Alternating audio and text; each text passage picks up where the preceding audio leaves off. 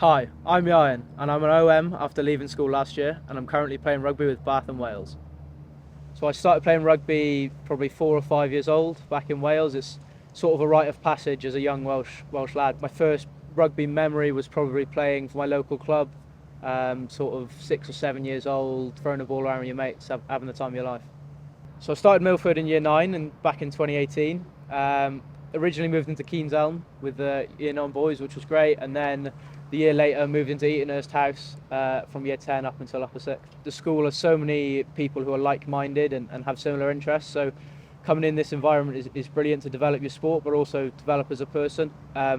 It's almost the expectation of excellence here at Millfield, and the amount of incredible athletes as well as other assets people have makes you really want to improve and get better. Coming into sixth form in the first team, that environment is incredibly close. You know, you spend so many hours together on and off the pitch around school that you get really close and you form really good bonds with those lads around you.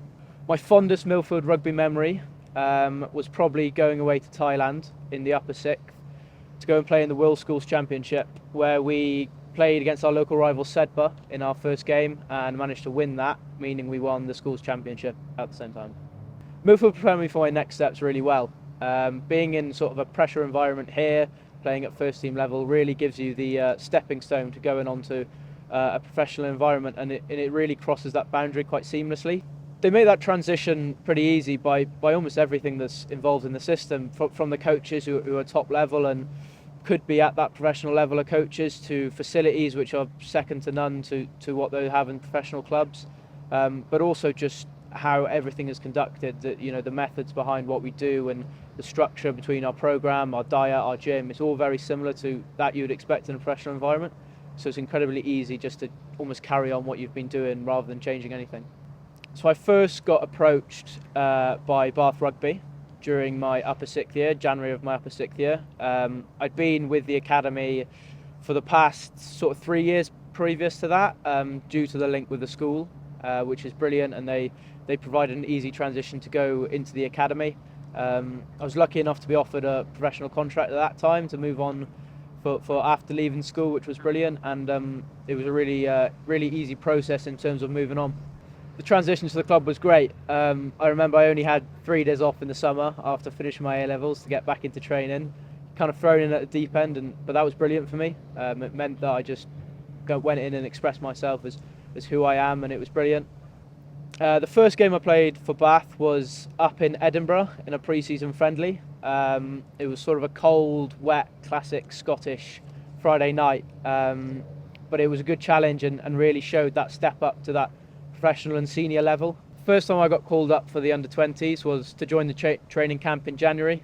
It was a really surreal experience, sort of getting that email and being told that, yeah, we'd like you to come along and train. From there, we went in for a few weeks at the Vale Resort in Cardiff and trained before our first game up against Scotland in Colwyn Bay, and that feeling was incredible, sort of being selected and representing your country for the first time.